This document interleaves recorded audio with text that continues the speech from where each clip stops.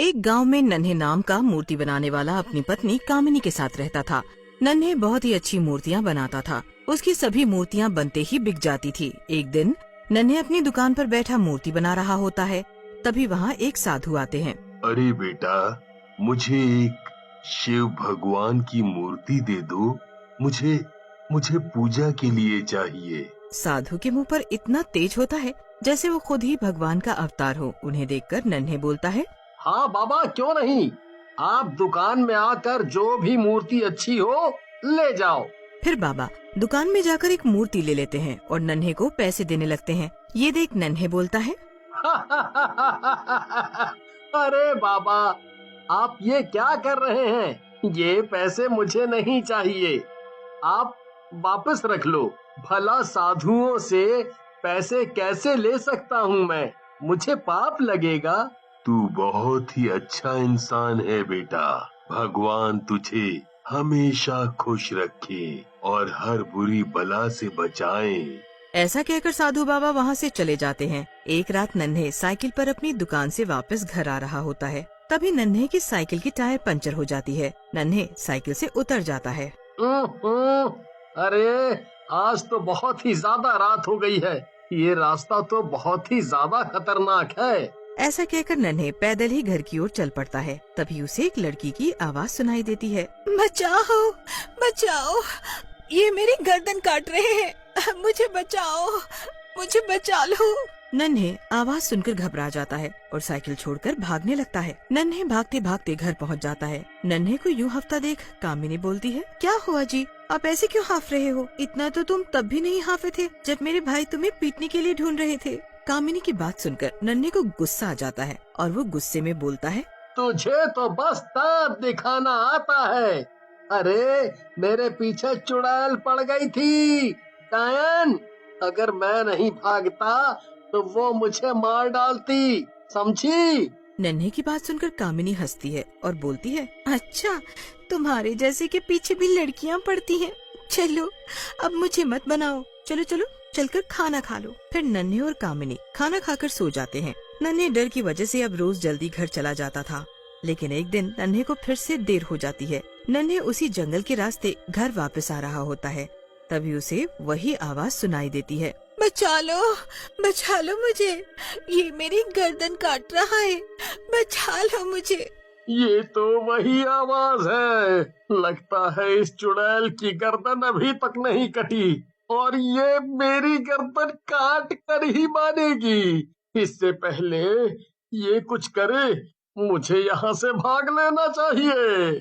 ऐसा कहकर नन्हे जोर जोर से साइकिल के पैडल मारने लगता है, लेकिन उसकी साइकिल वहीं उसी जगह पर रुक जाती है। इससे पहले नन्हे कुछ समझ पाता, उसके सामने एक सर कटी चुड़ैल आकर खड़ी हो जाती है। उसके हाथों में उसका सर होता है।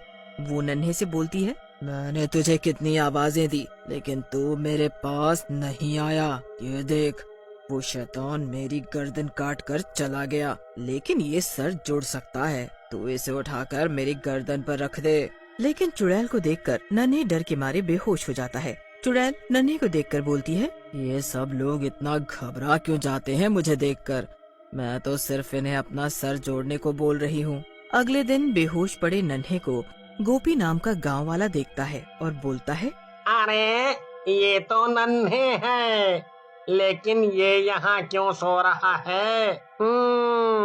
लगता है इसकी पत्नी ने इसे घर से भगा दिया है। गोपी की बात सुनकर उसके साथ खड़ा छुट्टन बोलता है, अरे गोपी भैया, ये नन्हे बेहोश है, समझे? सो नहीं रहा। तुम इसके पास ठहरो, हम इसकी पत्नी और गांव वालों को बुला कर लाता हूँ। वाह, कामिनी भाभी सुंदर है तो अकेले ही जाओगे? मैं भी तुम्हारे साथ चलूंगा। मैं भी बताऊंगा उन्हें नन्हे के बारे में, हैं? फिर गोपी और छुट्टन दोनों नन्हे को वहीं छोड़कर कामिनी के पास पहुंच जाते हैं और जोर जोर से चिल्लाने लगते हैं, कामिनी भाभी, अरियो कामिनी भाभी, आप यहाँ बैठी हो, वहाँ नन्हे बेहोश पड़ा है। उनकी बात सुनकर कामिनी गुस्से में बोलती है, अरे मनहूसो, वहाँ नन्हे बेहोश पड़ा है और तुम दोनों उठकर यहाँ आ गए ये बात बताने। कोई एक वहीं रुक जाते नन्हे के पास। कामिनी को गुस्से में देखकर गोपी बोलता है, अरे भाभी, मैंने तो इस छुट्टन को बोला था तू रुक नन्हे भाई के साथ, लेकिन ये माना ही नहीं और मेरे साथ आ गया। वहाँ बेचारे नन्हे भैया अकेले पड़े हैं जंगल में, बताओ। गोपी की बात सुन कामिनी बोलती है, सही कह रहे हो गोपी भैया, ये छुट्टन तो वैसे भी शक्ल से चोर ही लगता है मुझे। चलो मुझे नन्हे के पास ले चलो। फिर कामिनी, गोपी और छुट्टन नन्हे के पास उसे लेने के लिए चले जाते हैं। तब तक नन्हे को भी होश आ जाता है। कामिनी नन्हे के पास जाकर पूछती है, क्या हुआ जी, आप बेहोश कैसे हो गए? रोटी तो सही से खाई थी ना आपने? एक रात में ही चूसे हुए आम जैसी हालत लग रही है आपकी। अच्छा हुआ आप बच गए, नहीं तो मैं कभी रंगीन कपड़े नहीं पहन पाती। कामिनी की बात सुनकर नन्हे बोलता है, हाँ, तू तो चाहती है कि मैं मर जाऊं और तू खूब मजे करे, लेकिन मैं इतनी जल्दी नहीं मरूंगा, समझी? अरे अरे भैया, आप दोनों लड़ क्यों रहे हो?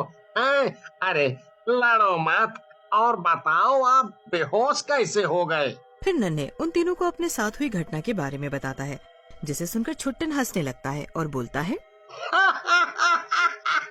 भैया तुम भी ना मजाक बढ़िया कर लेते हो, हैं?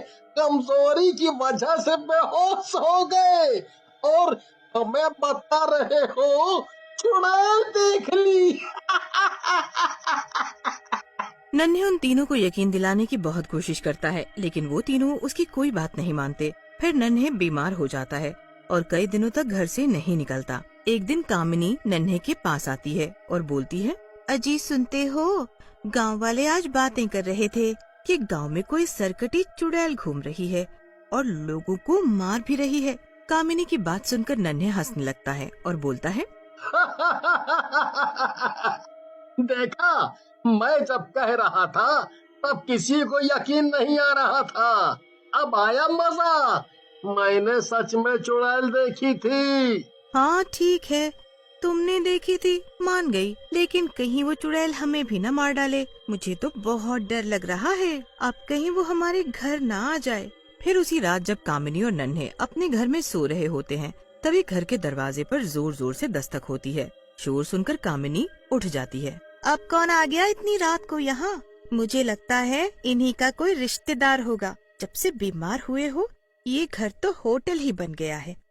कामिनी गुस्से में बड़बड़ाती हुई दरवाजा खोल देती है। उसके सामने वही सरकटी चुड़ैल अपना सर पकड़कर खड़ी होती है और बोलती है, मेरा सर जोड़ दो, ये सर किसी ने काट दिया है। चुड़ैल को देखकर कामिनी डर के मारे जोर जोर से चिल्लाने लगती है, बचाओ बचाओ, चुड़ैल आ गई है, बचाओ। लेकिन चुड़ैल कामिनी को अपने कंधे पर लाद लेती है और वहाँ से जाने लगती है। कामिनी की चीख पुकार से नन्हे की भी नींद खुल जाती है और वो बाहर आ जाता है। चुड़ैल को जोर से धक्का देता है, लेकिन चुड़ैल को कुछ भी फर्क नहीं पड़ता और वो नन्हे की तरफ घूमकर बोलती है, तेरी पत्नी मेरे कटे सर को जोड़ देगी और अगर नहीं जोड़ पाई तो मैं इसे मार दूंगी। फिर चुड़ैल घूमकर वापस जाने लगती है, लेकिन नन्हे वहाँ पड़े एक डंडे से चुड़ैल के पैरों पर जोर से वार करता है। चुड़ैल वहीं गिर जाती है। उसके हाथों से कामिनी छूट जाती है। तेरी इतनी हिम्मत कि तू मुझे मारेगा, मैं तेरी जान ले लूंगी, समझा? आज तेरी मौत पक्की है, समझ ले। ऐसा कहकर चुड़ैल नन्हे को गर्दन से पकड़ लेती है और गला दबाने लगती है। आया मजा, मेरे ऊपर हमला करने चला था, अब तुझे कोई नहीं बचा सकता। अपनी मौत को सामने देख नन्हे भगवान शिव के नाम का जाप करने लगता है। ये देख चुड़ैल बोलती है, तुझे कोई नहीं बचा सकता, अब समझा तू। लेकिन वहाँ एक त्रिशूल आता है और चुड़ैल की छाती में आकर लग जाता है। चुड़ैल नीचे गिरकर मर जाती है और चारों तरफ धुआं ही धुआं हो जाता है। धुएं के बीच में नन्हे को वही साधु त्रिशूल पकड़े हुए दिखते हैं। आप खुद आए थे इस भक्त के यहाँ, मैं तो धन्य हो गया। तभी वहाँ से धुआं छटने लगता है और वो साधु भी मुस्कुराते हुए गायब हो जाते हैं।